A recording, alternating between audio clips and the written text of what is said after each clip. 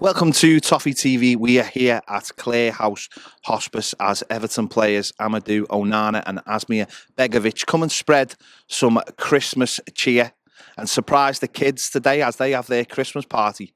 Let's go in.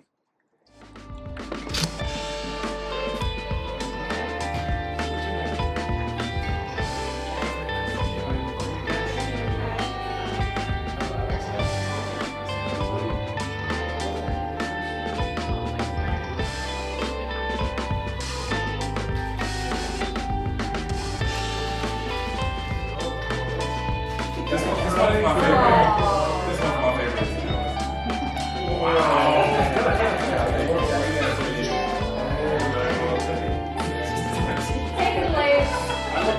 Take it, please. Asmir, welcome to Toffee TV. Well, thanks for having me. What's it feel like coming to somewhere like Clare House just before Christmas and, spreading the joy that you do?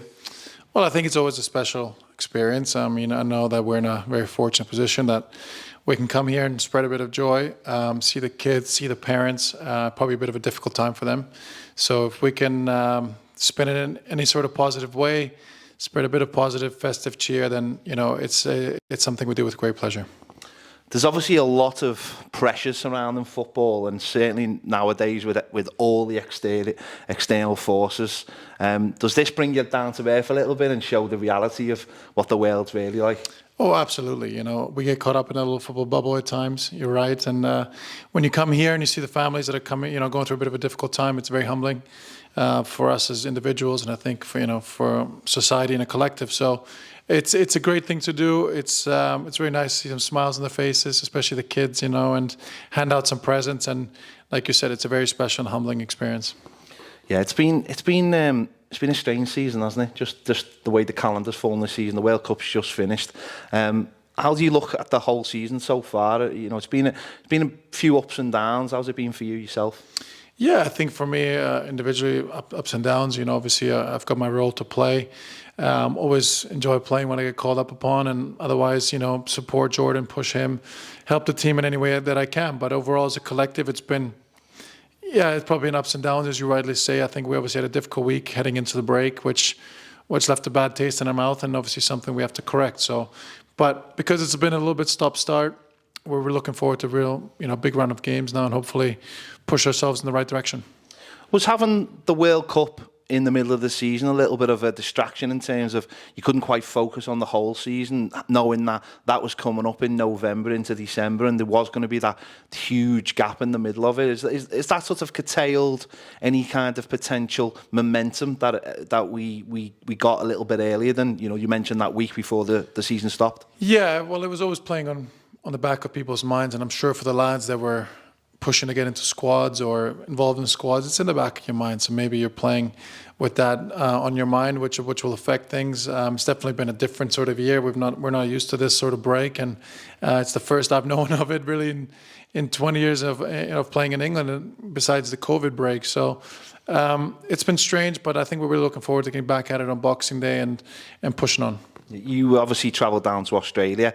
You went to America in the summer as well. Unfortunately, picked up an injury. What was that like, going to see, obviously, Everton fan bases in two different parts of the world, other than obviously Merseyside and the UK? Well, we were in America obviously last summer and this summer, and we saw our fan base in America, and that's always very, very special. And it's amazing to see how much the game has grown, and obviously the reach that Everton has. Sometimes we don't quite realize that being here, but I think Australia really blew my mind. I mean, honestly, to go over there, to go that far away, and then against Celtic in particular, to see so many Everton fans was pretty mind-blowing, really, and really special, and obviously shows how big this club is and the amazing fan base we have all around the world. So to be able to see them in the flesh and live in action and was really, really nice, and something that I think was really special for all of us. Obviously, we've seen a few kids, coming through during the Australia trip. How welcoming is that to the team, and how much of a refresh does having young players coming through in the squad benefit everybody else?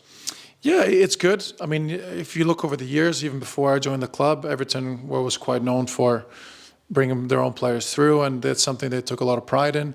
And I think there's just in general, I think there's better alignment in the club. I think from top down with management, director of football, and manager, and you can see now there's a pathway and a better way of working, and that obviously takes time to build. And you can see kind of now that work starting to really pay off, and I'm sure some of these kids will have a bright future, and hopefully many of them in an Everton shirt.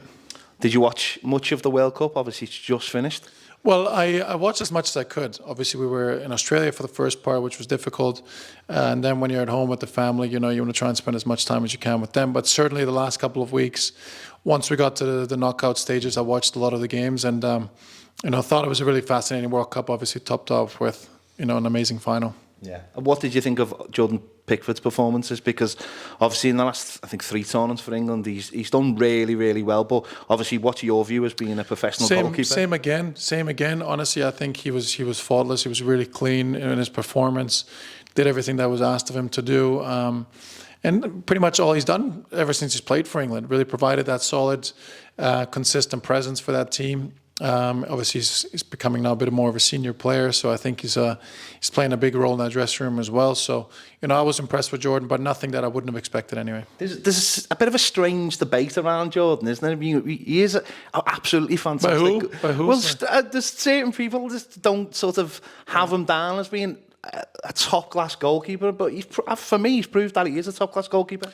Yeah, I mean, we don't pay too much attention to some of those outside world. There's too much going on to focus on a daily basis. But having worked, so closely with Jordan now firsthand, obviously, one, we've become good friends. But two, you see the quality, and I think his performances. He was Player of the Year last year. Everything he's done this year and over the many years, what he's done for England, Everton, playing at this level, it's not something that you can take lightly and take for granted. And I think he's done a great job, and he's a top-level goalie. And obviously we saw the final this weekend, Messi capping off a absolutely wonderful career. Where do you rank him amongst the greats of football? Oh gosh, I mean, I always find those questions difficult. Players, goalkeepers, how do you rank people?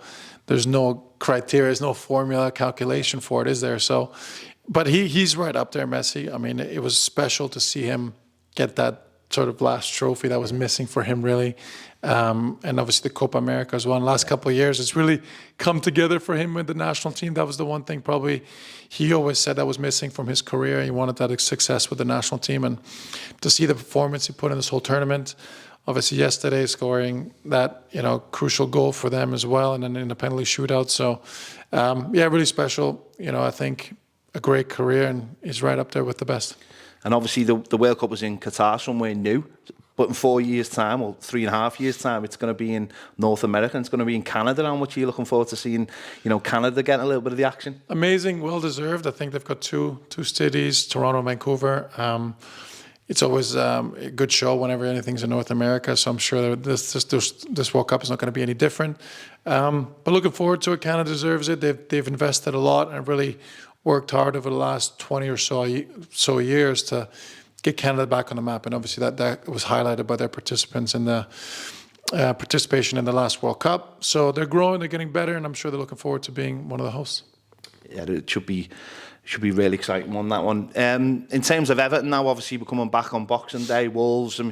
How much are you looking forward to the second half of the season and having that continuous run now to the end of the season? And obviously we know there's not going to be any stoppages now. Really, really much so. I think again we had a long summer, and the fact that our squad wasn't really ready until September, and we didn't get everyone back.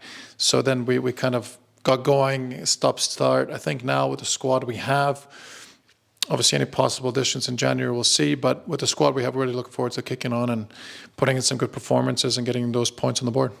And you're obviously here today, clear house with Amadou Onana, who seems a real live wire, a really good guy. But just in terms of the Everton squad, around this time of year, who's the one who really loves Christmas? Who's the one who's watching Christmas 24 in November and getting ready for it?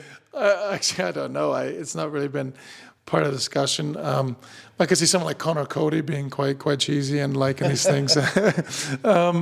But yeah, a few good lads in the squad, and I'm sure they'll get into their Christmas festivities. Is there any Grinches amongst the squad? Anyone who doesn't really like Christmas, who's so focused on the Boxing Day game that it just passes them by? Well, I hope we have a few. It's a big game for us. So it's a big game. You want everyone focused, not too much Christmas dinner. But no, good squad. I think all the lads are looking forward to the festivities, time with the family, but then also looking at the business end. It is a strange time of year, isn't it, for a footballer? It's not something maybe us fans understand. But has this year been any different, or is it just normal? You know, obviously training on Christmas Day and just getting on with the business. Yeah, well, I think the normality will start now. I think the last sort of week leading into the Boxing Day game and the training, you're really preparing for that game against Wolves. I think that'll bring us back to normality. But yeah, it's a strange time of year for us. It's obviously all go, as you rightly know. The fixtures come thick and fast, and we're looking forward to that. And everyone else can enjoy the holiday festivities and the football on TV and going to the stadiums. But I think we're just looking forward to the games now. Fantastic, thank you. Thank you. So there you go. Big thank you to Everton and a big thank you to Clare House and the magnificent work they do, especially at this time of year, making so many families feel happy and special over the festive period. If you'd like to donate to Clare House, there is a link in the description to help them continue do the fantastic work they do. Thank you for watching Toffee TV.